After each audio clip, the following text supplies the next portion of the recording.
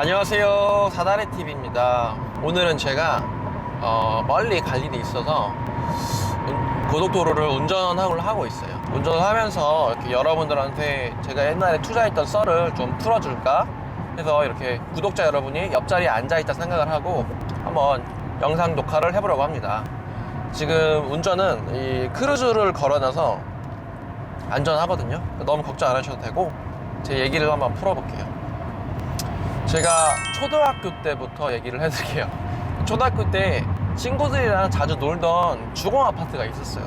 근데 그 주공 아파트가 제가 초등학교 졸업할 때쯤 되니까 새 아파트가 되어 있더라고요.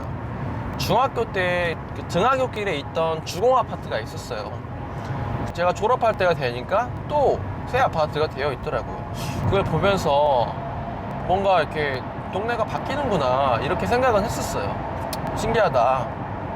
주공 아파트, 되게 낡은 아파트인데 새로운 동네로 되니까 그 놀이터에 가서 놀러 가면서 와, 새 거다, 좋다 이러면서 놀았죠. 고등학교 때 고등학교 옆에 있던 아파트가 막 공사를 하고 있었는데 신문 기사 같은 걸 보면 뭐 무슨 아파트 얼마에 거래됐다, 무슨 아파트 뭐 신고가 찍었다 이런 기사가 보이더라고요. 그리고 바로 옆에 내 교실 옆에서 공사를 하고 있어요. 그러니까 되게 재밌죠. 그리고 어디에 있는 뭐 아파트는 뭐 이번에도 재건축을 못한다 뭐 이런 얘기를 들으면서 친구들이 다 거기 살고 있었거든 또. 그러니까 저는 그런 환경에서 자랐던 거예요. 주변이 다 천지개벽이 되는 거를 보면서 자랐어요. 어찌됐든 대학을 잘 졸업을 해서 대전에서 결혼을 했는데 이제 신혼집을 2016년에 처음으로 이제 구매를 했거든요. 처음으로 사는 건데 지금으로 따지면 25년 된 아파트에 들어갔고 서구에 있는 23평 아파트였어요. 그런데 그때 당시만 해도 그렇게 막 상승장이 아니었어요. 하락장도 아니었지만 상승장도 아니어서 보합 상태라서 매물도 많았고 내가 이렇게 골라서 살 수 있었던 때 하락장은 아니었지만 가격은 잘 깎이진 않지만은 근데 가격이 이렇게 조금 스물스물 오르는 게 보이더라고요. 100, 200 이런 식으로 조금씩만 오르더라고요.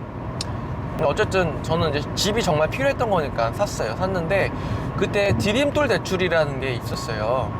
70%까지 대출이 됐는데 금리가 막 1.2%? 1.5% 막 이랬어요. 신혼부부에다가 뭐 청약통장 무슨 조건 하면은 1.25%. 근데 상식적으로 내가 생각해도 이걸 돈을 받아가지고 예금 통장에만 넣어놔도 내가 손해볼 일은 없겠다 이런 판단이 되더라고요. 그래서 한도를 있는 것 다 빌려서 70%까지 받았는데 이 대출을 받고 나니까 돈이 그냥 통장에 있잖아요. 괜히 또 투자를 하고 싶더라고요. 그때는 이제 서울에서 온 지 얼마 안 돼가지고 잘 모르니까 역세권이면 다 좋은 줄 알았어요. 그래서 탐방역에 있는 작은 아파트를 삽니다. 이름이 잘 기억이 안 나는데 한우리 아파트인가? 아무튼 17평 되는 작은 소형 아파트인데 월세를 주로 받는 아파트였죠. 1억 3천인가 1억 4천 정도 했는데 월세가 35만 원 정도 나왔어요. 제 딴에는 괜찮다, 이거 내가 하면은 내가 따박따박 월세 받고 그걸로 대출이자 내면은 내가 오히려 한 달에 10몇만 원이 남네? 이런 계산이 되더라고. 그걸 사기 전에 그걸 살까 탐방 주공 아파트를 살까 고민을 했었어요. 근데 제가 그때는 진짜 아무것도 모르는 생 불인이었거든요. 근데 제가 어릴 때 주공 아파트가 새 아파트로 변화하는 거를 자주 봤기 때문에 탐방 주공을 사면 왠지 괜찮지 않을까, 용적률이 낮은데. 근데 그때 당시는 그 재건축 사업성도 분석할 줄 몰랐어요.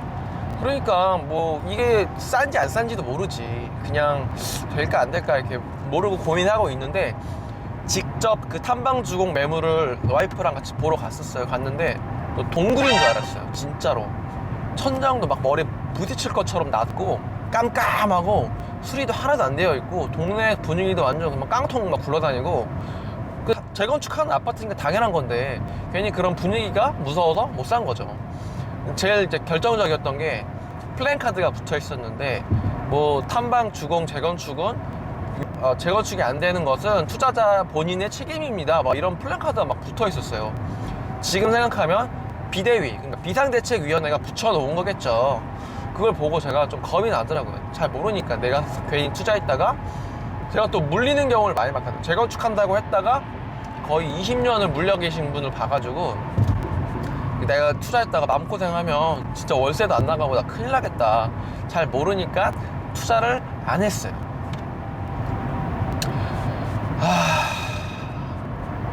그 아파트가 지금의 탐방 둔산 이편한 세상입니다.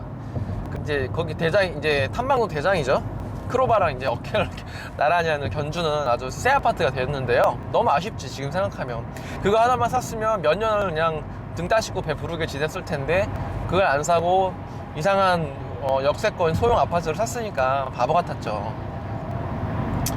그리고 그 제가 탐방 주공을 투자 못하면서 느낀 건데, 공부가 안 되어 있으면 그게 기회인지 모르고 잡지를 못합니다.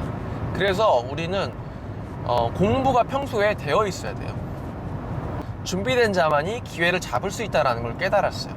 아무튼 그걸 사면서 내가 부동산에 관심이 있는데 공부를 너무 안 하고 투자를 하는 것 같아서 공부를 많이 했어요. 그래서 제가 도서관에 갑니다. 도서관에 갔는데 그때는 하락장에서 상승장으로 막 전환하던 때라서 책들이 대부분 경매책밖에 없었어요. 그리고 막 선대인 씨 책, 그리고 제가 하락론으로 잠깐 돌아설 뻔했는데 어쨌든 경매책을 많이 읽으니까 또 투자를 많이 하고 싶더라고요. 경매 투자를 이제 그래서 막 급하게 경매 물건을 막 살펴보니까 대전에는 제가 원하는 건 없고 충남 공주시에 신관동에 있는 대동다숲 아파트가 있었어요.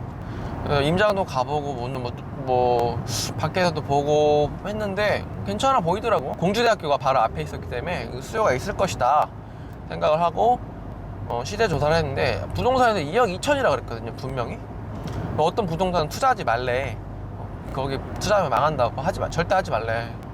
근데 뭣도 모르고 1억 9천5백만 원에 낙찰을 받아옵니다. 그리고 명도를 하고 올수리를 하고 임차인은 1억 6천에 받았어요. 3,500갭이 된 거죠. 실제 들은 건 한 4천 넘게 들고. 그랬는데 투자를 하고 나서 보니까 갑자기 현타가 오더라고. 이거 내가 잘 산 거 맞아? 이런 생각이 들면서 부동산 공부를 더 하게 됐어요.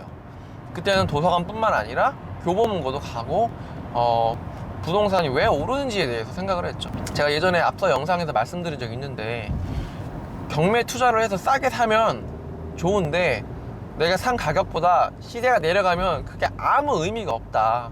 그러니까 시세가 오르는 지역에 한 가지 매수 수단으로 경매를 활용하라라고 제가 영상을 찍은 적이 있죠. 제 말이 그 말이에요. 그 말이 이 경험에서 나온 거예요. 시세가 안 오르는 지역에 아무리 싸게 사면 뭐해, 팔리지도 않고 시세 그대로인데 내가 산 가격에 취득세 내면 본전이에요, 본전. 내 돈만 2년 동안 묶여 있는 거야. 그래서 다시 공부를 하기 시작했어요. 도서관에 있는 책 다 읽고 교보문고에 있는 책을 다 읽기 시작했어요. 그때 읽었던 책 중에 지금 머리에 아직까지 기억이 남는 게, 랭군님 지금도 유명하시지만 랭군님 책 중에 당신도 집이 필요하단가? 그 풍선 그림 있는 책, 그 책을 제가 읽고 이분은 데이터로 설명을 하는구나. 이렇게 수요 입주를 보고 들어가면은, 그러니까 과학적으로 부동산을 투자할 수 있겠고, 제가 공대생이거든요. 그분도 공대생이라서 뭔가 좀 통하는 게 있었어요.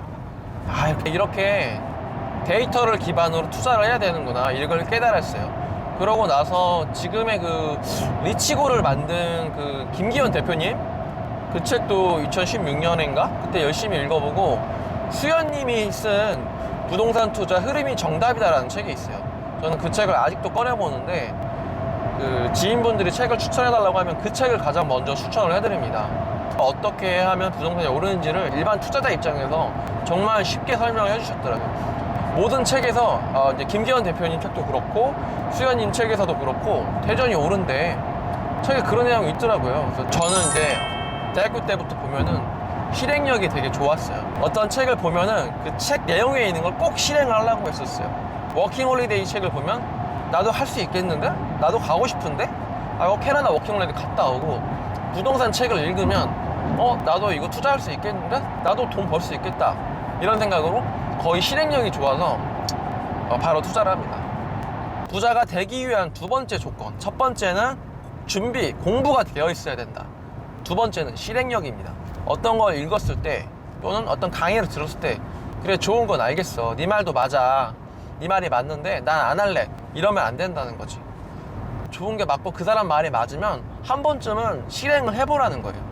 틀릴 수도 있어요. 내가 실수를 할 수도 있지만 실수를 하면서 배우는 게 또 있기 때문에 일단 시작을 하는 게 중요하다. 유튜브를 하게 된 계기도 부의 추월차선이라는 책을 나중에 읽었거든요. 그 책을 읽으니까 1인 콘텐츠 미디어를 하래. 그래서 그날 바로 유튜브 계정을 만들었어요. 아무튼 부자가 되려면은 실행력이 좋아야 됩니다.